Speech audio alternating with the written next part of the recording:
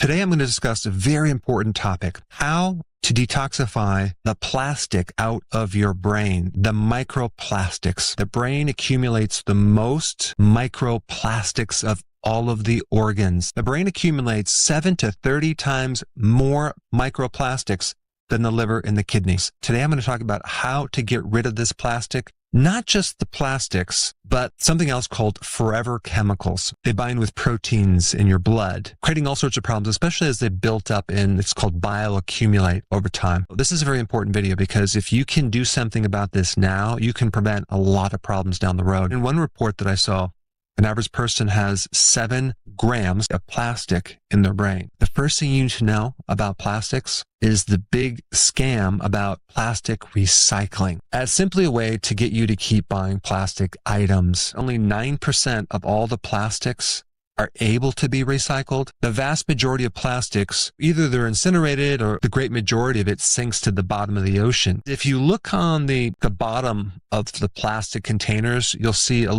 it looks like a recycling symbol. It just gives an impression that, this can be recycled. Well, check out this clip right here. Recycling is expensive and labor intensive, and making new plastic from fossil fuels is almost always cheaper forever. Plastic industry documents clearly concluded that there were no effective market mechanisms for mixed plastic, and that there is serious doubt that it can ever be made viable on an economic basis. There was never an enthusiastic belief that recycling was ultimately going to work in a significant way. I think they knew that the infrastructure wasn't there to really have recycling amount to a whole lot. If the public thinks the recycling is working, then they're not going to be as concerned about the environment. I will let you know there are certain technologies that are being created right now using microbes that eat plastic and fungi that can eat plastic. There are certain types of enzymes that are developed that can eat plastic. But until those are developed, there's really 2 things that you can do. Number 1, avoid plastics, which I'm going to get into.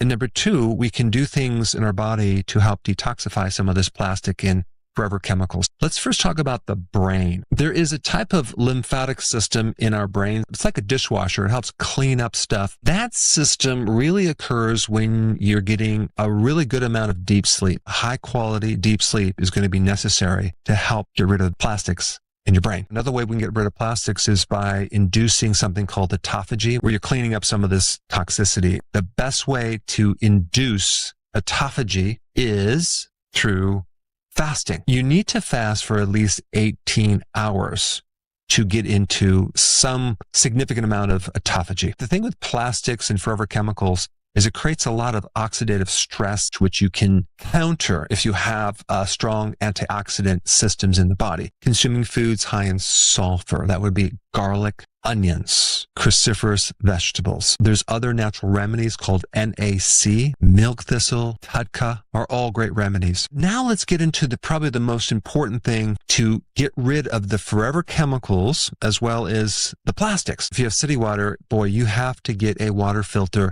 that can help remove plastic. Find a good one with really good reviews, or a whole house unit. Let's go through some other really important things because you're going to be surprised how you're getting plastics just with your routine that you do on a daily basis with cooking. Plastic cutting boards need to go. You need to replace those with wood cutting boards, because as you're cutting on the plastic, you're just kind of breaking up the plastic particles and putting them right in the food. Next one, dishwasher pods. You put these little pods in there and you don't even probably think twice. You need to replace those like I did with something that doesn't have plastic. Coffee filters have plastic, so you want to get some coffee filters if you use them. The ones that are more certified biodegradable. And as far as your sea salt goes, I would highly recommend getting a sea salt from an ancient seabed, not from the ocean, because unfortunately there are plastics in the ocean that end up in the salt. Even tea bags can have plastic. Get the tea bags that are more natural and that are plastic free.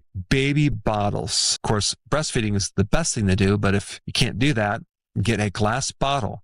Now, the problem is the nipple is usually plastic and you can't use a glass nipple. It's going to be really hard to find a completely plastic-free nipple. Even if you get like the little nipple for the bottle and it's just pure silicone, it's going to be a little bit better.